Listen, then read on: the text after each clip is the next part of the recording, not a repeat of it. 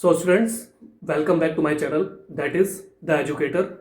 Today we are going to start our General English Speaking Part 44, in which we are going to discuss about the same topic, that we are going to discuss about behavior of pronouns in today's class also.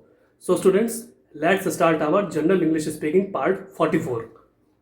So students, let's start our General English Speaking Part 44. Today we are going to discuss about the same topic, that we will discuss about behavior of pronouns. So I had discussed about some pronouns in previous class. So we are going to discuss about its example. Behavior of pronouns means सर्वनाम के व्यवहार. ठीक है. The manager and owner of the firm expressed his views on the demands of the workers. One person, two portfolios. So basically, this sentence is a past tense related sentence, and in this sentence, the person is trying to say the manager and owner of the firm. मतलब manager और जो firm यानी company का जो owner है, जो मालिक है, एक्सप्रेस दिस व्यूज, उन्होंने अपने विचार व्यक्त किए on the demands of the workers.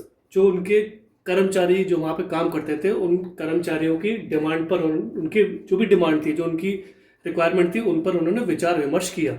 So it is a past tense related sentence. Here one person, two portfolios. Here you can see person is one but portfolios are two. Portfolio, we have normally seen people make portfolio for marriage proposals, etc., for job, etc. So in this case also, one person, two portfolios. ठीक है.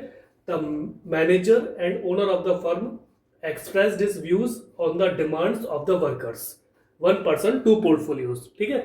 तो जो manager था और जो firm का जो owner था, जो फर्म का जो मालिक था, उन्होंने एक्सप्रेस्ड हिज व्यूज, उन्होंने अपने विचार व्यक्त किए on the demands of the workers, अपने वर्कर्स की डिमांड के लिए. जो वर्कर, जो कर्मचारी थे, जो उनकी डिमांड थी, उनके लिए उन्होंने अपने विचार व्यक्त किए. One person, two portfolios means एक बंदा और उसके दो पोर्टफोलियोज. ठीक है. अब आगे बढ़ते हैं. When two singular nouns joined by and refer to two different persons, the pronoun used for them should also be plural. Example, the party chief and the prime minister expressed their views on the topic. ठीक है. Two persons, the party chief and the prime minister. So this rule basically says when two singular nouns, जब दो एक वचनीय संज्ञाएं joint bye and, जब उनको and के through join किया जाता है, तो क्या होता है, refer to two different person. तो वो दो अलग अलग व्यक्तियों को रिफर करती है, मतलब उनको संबोधित करती हैं. ठीक है. The pronoun used for them, जब उनके लिए वो सर्वनाम प्रयोग किया जाता है, शुड ऑल्सो बी प्लूरल, तो उसको भी बहुवचनीय होना चाहिए. ठीक है. तो इसका एग्जाम्पल यानी उदाहरण क्या हुआ, the party cheap and the prime minister expressed their views on the topic. मतलब जो पार्टी का चीफ है, जो मुखिया है, जो किसी पार्टी का मुखिया है, और जो एंड द प्राइम मिनिस्टर, और जो प्राइम मिनिस्टर, जो प्रधानमंत्री है, express their views on the topic, उन्होंने अपने विचार उस विषय पर, उस टॉपिक पर व्यक्त किए. So it is a basically past tense related sentence. ठीक है. टू पर्सन्स मीन्स दो व्यक्ति है ना, दो इंसान.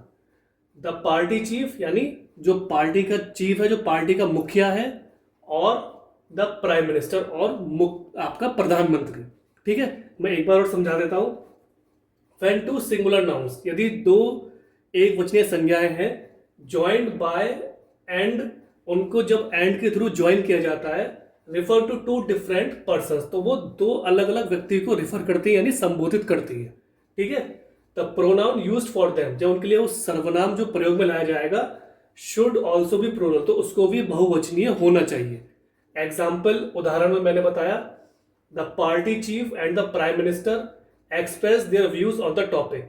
तो जो पार्टी चीफ है, जो पार्टी का मुखिया है, और एंड द प्राइम मिनिस्टर, और जो प्रधानमंत्री है, एक्सप्रेस देयर व्यूज, उन्होंने अपने विचार व्यक्त किए ऑन द टॉपिक मीन्स उस विषय पर. So it is basically a past tense related sentence. ठीक है. टू पर्सन्स मीन्स दो व्यक्ति, दो इंसान. द पार्टी चीफ मतलब पार्टी का जो मुखिया है, एंड द प्राइम मिनिस्टर, और प्रधानमंत्री. ठीक है. अब हम आते हैं अगले रूल पे. ठीक. If both nouns are preceded by the the pronoun used should be plural, and if only the first noun is preceded by the pronoun used will be singular. ठीक है, ये बेसिकली कह रहा है इफ बोथ नाउन्स, यदि दोनों संज्ञाएं are preceded, मतलब प्रेसिड मतलब आगे बढ़ती हैं, आर प्रेसिडेड बाय द आपका क्या है आर्टिकल, ठीक है, preceded by the pronoun used should B, जो प्रोनाउन जो सर्वनाम प्रयोग में लाया जाएगा उसमें शुड बी प्लूरल, वो बहुवचनीय होना चाहिए। And if only the first noun, यदि उसमें से पहली जो संज्ञा है इज प्रेसिडेड बाय द, उसको आगे बढ़ाया जाता है आर्टिकल द के थ्रू, तो क्या होगा, the pronoun used will be similar, जो सर्वनाम प्रयोग में लाया जाएगा वो एक वचनीय होना चाहिए। ठीक है, एक बार मैं बताता हूं, इफ बोथ नाउन्स, यदि दोनों संज्ञाएं आर प्रेसिडेड बाय द, उनको आगे बढ़ाया जाता है आर्टिकल द के थ्रू, the pronoun used should be plural, जो सर्वनाम आप प्रयोग में लाएंगे वो प्लूरल मतलब वो बहुवचनीय होना चाहिए।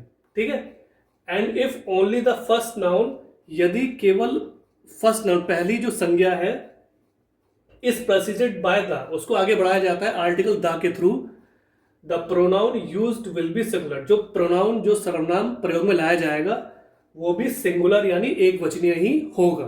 ठीक है, अब हम आते हैं अगले रूल पे।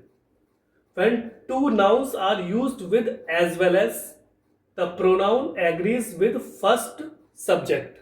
ठीक है, when two nouns, यदि दो संज्ञाएं are used with as well as, उसको हम as well as के थ्रू यूज करते हैं, उसको प्रयोग में लाते हैं, the pronoun agrees with first subject, तो सर्वनाम क्या होगा, वो एग्री करेगा मतलब सहमति देगा पहले सब्जेक्ट यानी पहले विषय के साथ। ठीक है, तो इसके एग्जाम्पल हम आगे अपनी आगे वाली क्लास में समझेंगे। ठीक, व्हेन टू नाउन्स, जब दो संज्ञाएं are used with as well as, जब उनको एज वेल एज के थ्रू प्रयोग में लाया जाता है, यूज किया जाता है, the pronoun agrees with first subject, जो प्रोनाउन है, जो सर्वनाम है, वो सहमति देता है पहले सब्जेक्ट यानी पहले विषय के साथ। ठीक है, तो इसके एग्जाम्पल आगे की क्लास में हम समझेंगे।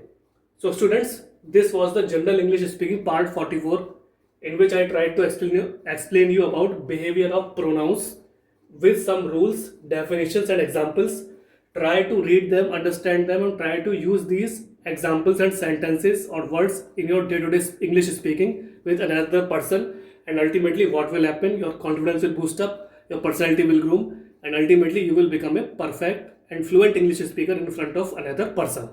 So students, thanks for your valuable and precious time. Have a nice day.